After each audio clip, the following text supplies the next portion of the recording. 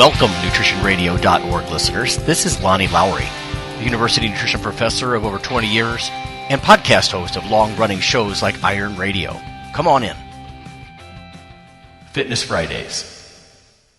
All right, everybody. We're going to skip the guest today and dive into a debate. This is brand new stuff from the International Journal of Obesity, 2023. Does physical activity cause weight loss? Now, if you've heard me ramble on or you've been to academic lectures, you probably realize that the effect of physical activity, meaning exercise and the other things you do throughout the day, is actually pretty modest when it comes to fat loss. And if you go back and even listen to some of the recent nutrition radios, I'm always giving hints about this. Is it important? Yes. Can it help create a fat-specific calorie drain? Yes.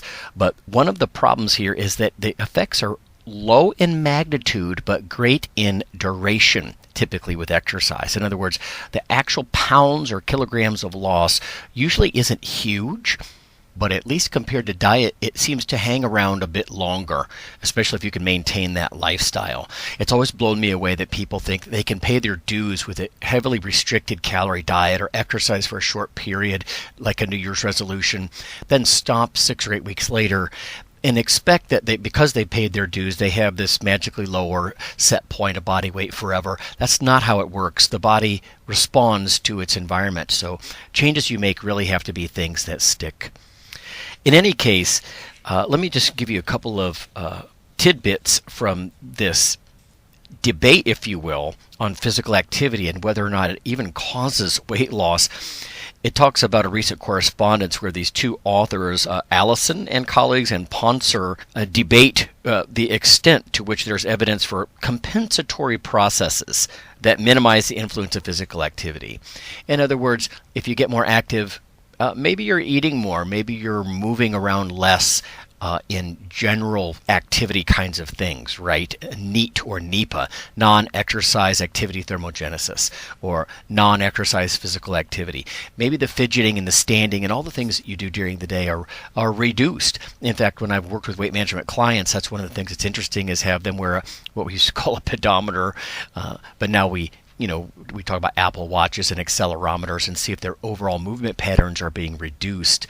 That may actually be a role in which exercise is supportive when you do start to cut calories at the mouth. In any case, there are other kinds of compensations, hormonal, etc., but it says that the increase in physical activity when you begin it does not cause weight loss in a linear fashion. That's pretty much common ground amongst these authors that are debating this, that it doesn't cause a linear decline. In other words, people should lose more weight than they do, where physical activity gets increased under close supervision. And that's sort of a problem with some of these studies is the methodology is tough, right? Is you have to very closely supervise people's movement patterns. It says Poncer is not convinced that physical activity promotes weight loss, where at best is a poor tool. Conversely, Allison et al. Argue that there is convincing evidence that physical activity causes modest weight loss. And again, when we talk about weight loss, we're talking about a combination of hopefully mostly fat tissue, but also muscle tissue and other types of lean tissue, organ mass, etc. Now, you might say, what about meta-analysis and systematic reviews or umbrella reviews that look at systematic analyses, in other words, studies of other studies. We're actually at a point in the literature where we can go take a look at this, but even those systematic reviews, they differ in their methodological quality, right? Each time you do this, you're getting further away from the actual data collection, the actual professor that was, down on his knees getting a skin fold caliper measurement, that kind of thing, or getting the blood draw and running the ELISA and looking at the hormone status. You're getting further and further away from that. So the statistical analyses and other things can, sometimes differ, and it makes it hard to make some of these conclusions. Remember, if you're offended by what I'm saying, that exercise may not even cause weight loss or fat loss, you have to think about a lot of these methodological types of things. It says, assessing evidence from 12 systematic reviews on the impact physical activity has on weight loss in randomized trials. Belicha et al. Conclude with confidence that physical activity does cause weight loss, but they note that the amount is modest. And again, if you think about this, you could get yourself in a 500 or 1,000 calorie per day deficit at the mouth if you're going to be aggressive in a pretty straightforward manner. But 1,000 calorie workout is really long. That's really a lot. And that's why you'll hear me fuss oftentimes on nutrition radio about, let's just figure out how long you have to jog to get rid of that bagel. Man, that's not how it works. Especially because that's looking at exercise in a vacuum and not looking at the underlying metabolic rate that's happening all day long when it comes to like resting energy expenditure. Now, the other things that come up in this is weight loss maintenance. You can look at prevention of normal weight gain. In my family, we often sort of joke about that if you just hop on life in your 20s and hop off and take a look at it in your 50s or 60s, at least here in the West, you have gotten fatter. You've simply done what everybody else is doing, which is why there's a lot of strength coaches and other diet coaches, lifestyle people who will say, look around and try to do the opposite of what everyone else is doing. If that's highly processed food, don't do that. Go for the more natural kinds of closer to the farm types of foods. If it's a lack of physical activity, go do resistance work. And again, interestingly, I think, again, it's hard to quantify this stuff, but when you weight train and you're sore, I've seen it myself in the lab, and other researchers have too, your resting energy expenditure goes up when you're very sore. That's a mild injury response when you have DOMS, right? That delayed onset muscle soreness. And so instead of just looking at the exercise window and how many calories you burned in the last hour, what about that soreness that lingers for 1, 2, or maybe even 3 days, continuing to increase that energy expenditure because of that micro trauma, if you will, that soreness and that sort of purposeful, yes, but injury response.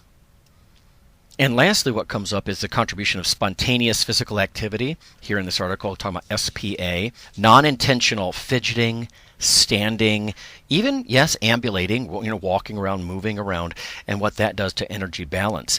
This says pioneering work by Levine et al. Suggests that individuals classified as lean may expend as much as 350 kcal more each day than those classified with obesity just due to non-exercise activity thermogenesis. Again, NEAT, N-E-A-T, or what you might call non-exercise physical activity, right? Moving around, not in a purposeful way on the treadmill or in the gym, but you got a loaded backpack on walking around campus, or you're going to get your groceries, or you're going up and down stairs when you didn't have to. All those sorts of things. So that's another thing to think about too. And again, it's something that I've monitored in the past because I'm kind of watching for that to go down. When I've done things like daily slow, right, fairly light intensity cardio in the morning, when it was part of a 20 or 24 week competition diet, I would increase that cardio. I'd start at 45 or even 30 minutes. Then I'd go to 45, 60, 75.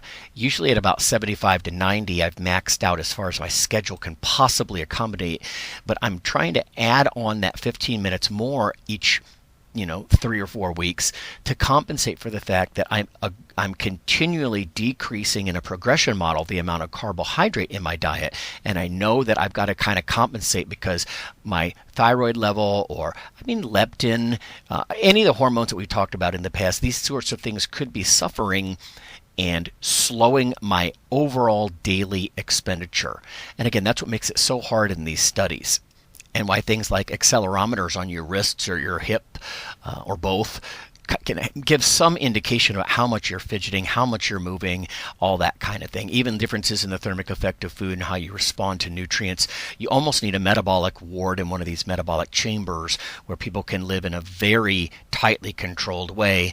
But then, of course, you think about the external validity and how well that even applies to the average Joe who's running around, and maybe stress comes into play or doesn't, or just being observed by other people, or whatever it might be. There's all these different things that make this very difficult to tease out. But I do think it's safe to say that exercise, as I started with, is a modest effect that tends to last, whereas diet produces changes of greater magnitude, but probably not duration, probably not maintenance. And that's where exercise and diet, of course, come into play.